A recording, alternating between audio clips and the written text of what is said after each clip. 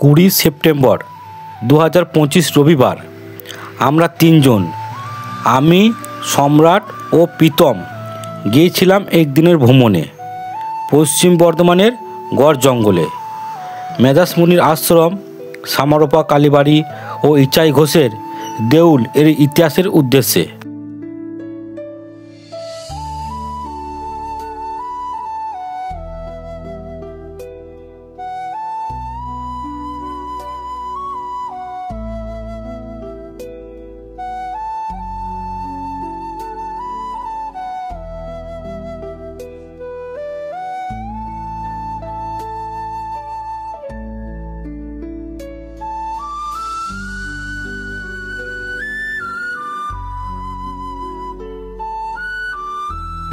পয়সা দিলে খাবে তো?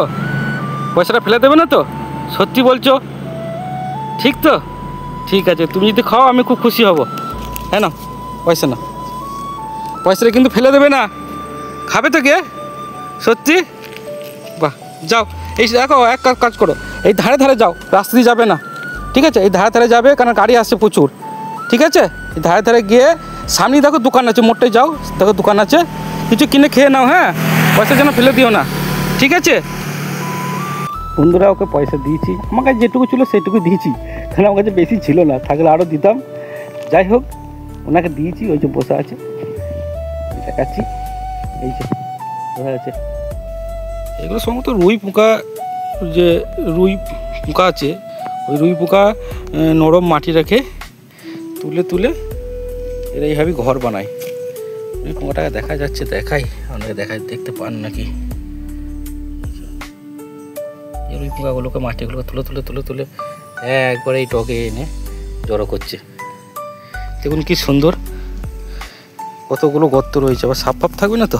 ভয়ও লাগছে দেখা থেকে, সাপে টাপে কামড়ে। এখন যে জায়গাটি দেখছেন, এইটি হলো মেধাস মুনির আশ্রম।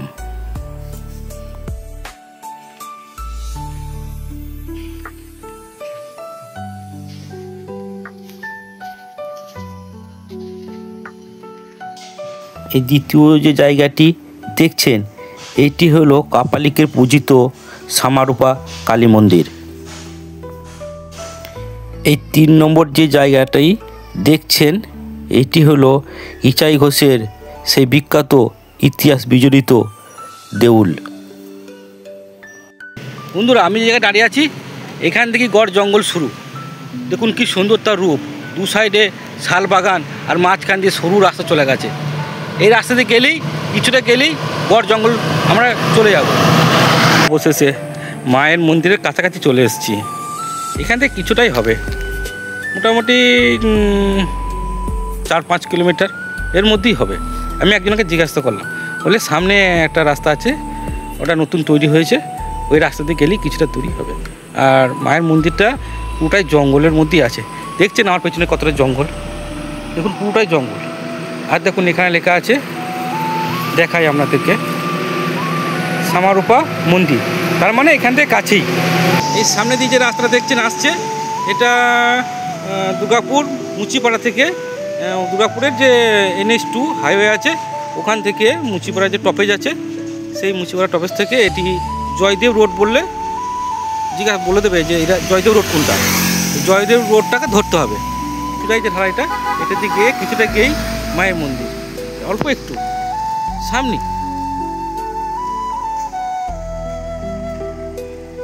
আর এই ডান দিকে যে রাস্তা চলে যাচ্ছে, এটা জয়দেব চলে যাচ্ছে,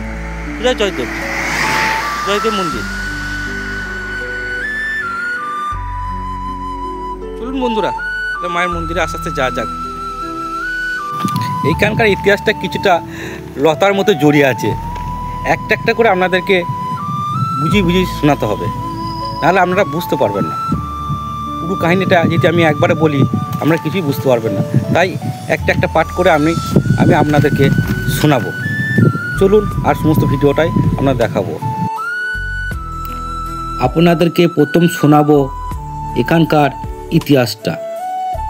পুরাণ ও ইতিহাসের মিলিত গল্প এই গড় জঙ্গলে পাই। 1 নম্বর হচ্ছে গিয়ে আমরা প্রথমে যাব মেধাশ্রম বা মেধাস মুনির আশ্রমে।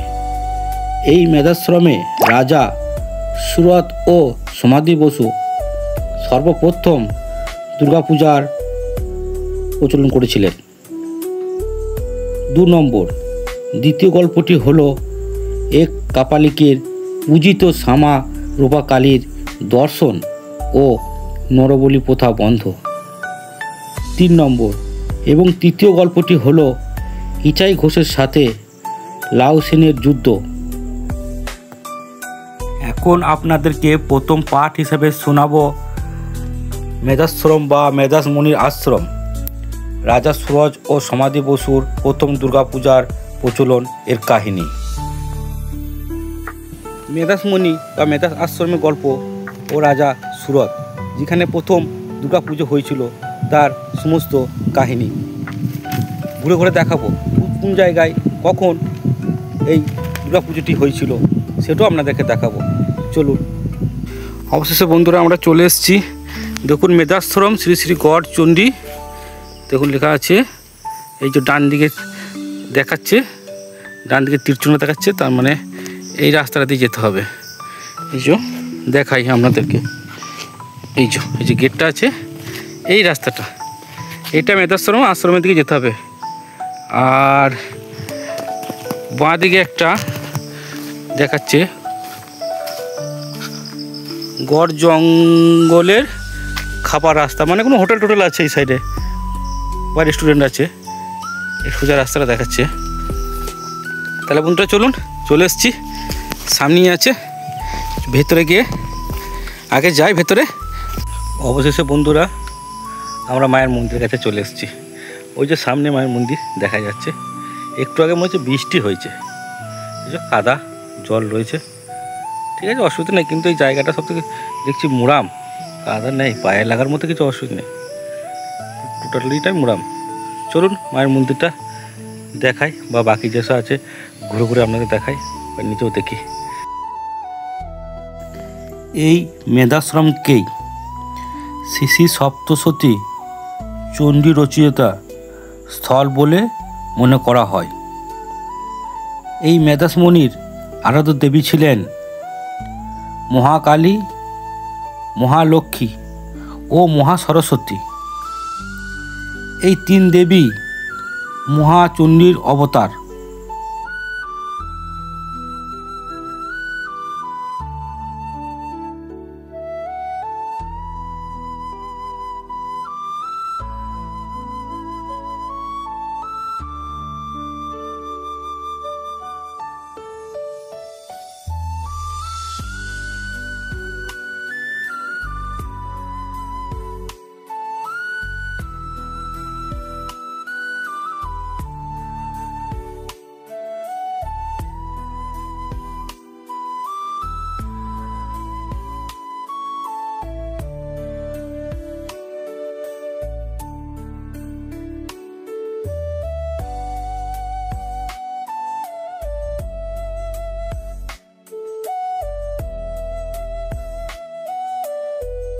मतलब 3 मायर पूजा कर ले, महाकाली, महालक्ष्मी, महासरस्वती। अच्छा। महाकाली अच्छा, महालक्ष्मी अच्छा, महासरस्वती ये माने वैष्णो देवी। अच्छा, 3টা रूपे माँ चंडी के पूजा कर ले। अच्छा, ठीक है, तो 3টা माँ के पूजा करा তোমাকে। अच्छा,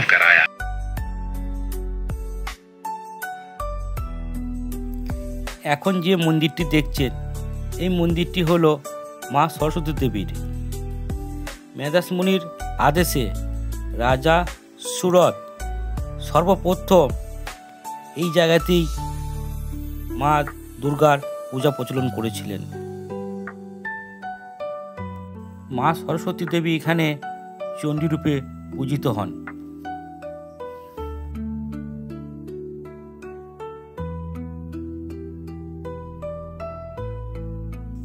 এখন যে মন্দিরটি দেখছেন এই মন্দিরটি হলো মহাকালী।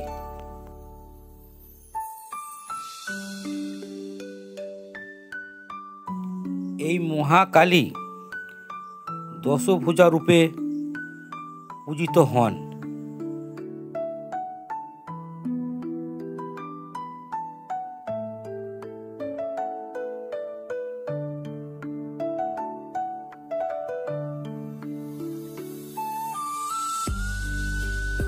এই দশভুজা মা কালীর কাছে একটি প্রদীপ রয়েছে, দেখতে পাচ্ছেন আপনারা। এই প্রদীপটি সব সময় জ্বলে, কখনো নিভে না।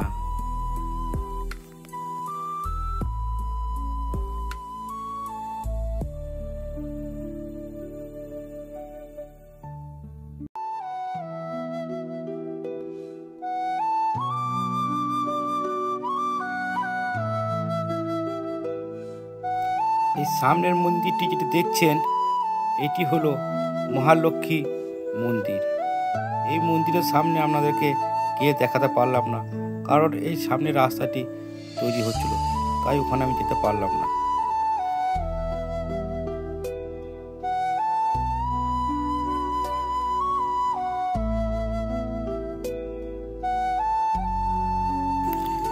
এখানে সর্বপ্রথম দুর্গাপূজা শুরু করেছিলেন রাজা সুরত ও সমাধিবস্য।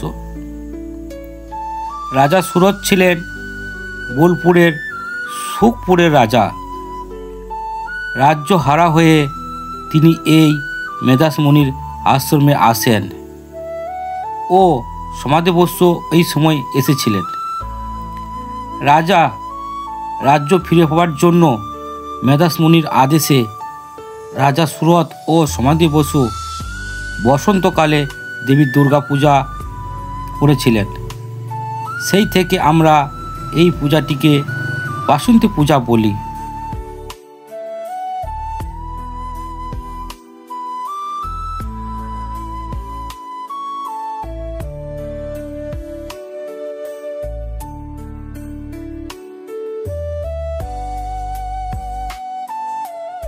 রাজা সুরত ও সমাধিবস্য বাসন্তী পূজা করায় মা বাসন্তীর আশীর্বাদে আবার রাজ্য ফিরে পান। সেই থেকে মা দুর্গা বাসন্তী পূজা শুরু হয় এই সমগ্র ভারতবর্ষে, তা আজও চলে আসছে।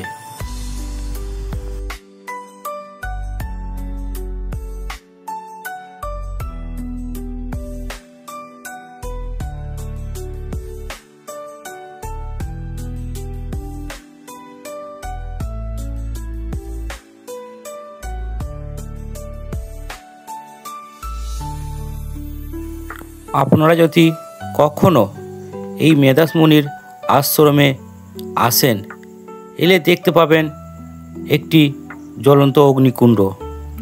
এই জ্বলন্ত অগ্নিকুণ্ডটি কখনো নিভে না, সেই তখনকার যুগ থেকে এখনও পর্যন্ত সেই জ্বলে আছে। আর এই জায়গাতেই সর্বপ্রথম দুর্গাপূজা হয়েছিল। এই গড় জঙ্গলের পবিত্র ভূমিতে আসবেন, এলে মন প্রাণ জুড়িয়ে যাবে, খুব ভালো লাগবে, শান্তির জায়গা। আসবেন এই জায়গাতে।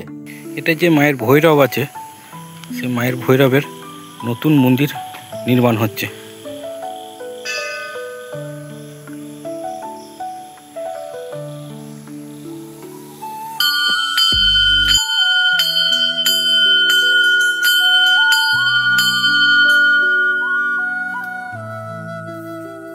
এখানে দেখুন নন্দী মহারাজ শুয়ে আছেন।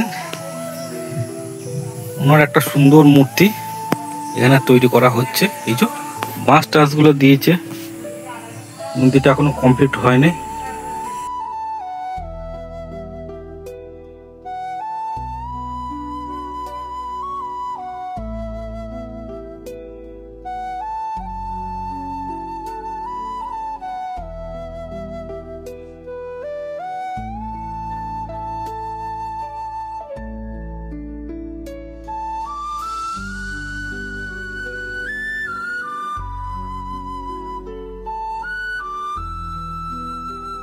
করছো?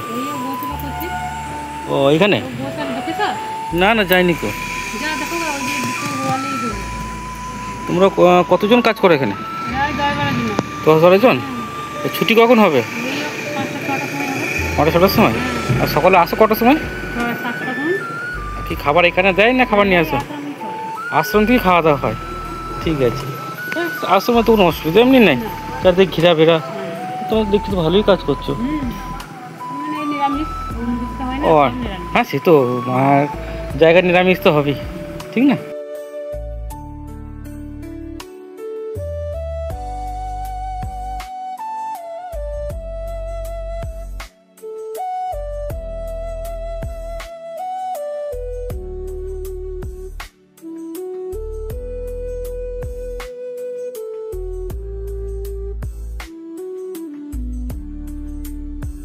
আর যদি ভিডিও ভালো লেগে থাকে তাহলে অবশ্যই লাইক, শেয়ার ও সাবস্ক্রাইব করবেন, তাতে নতুন নতুন ভিডিও আনতে ভালো লাগবে।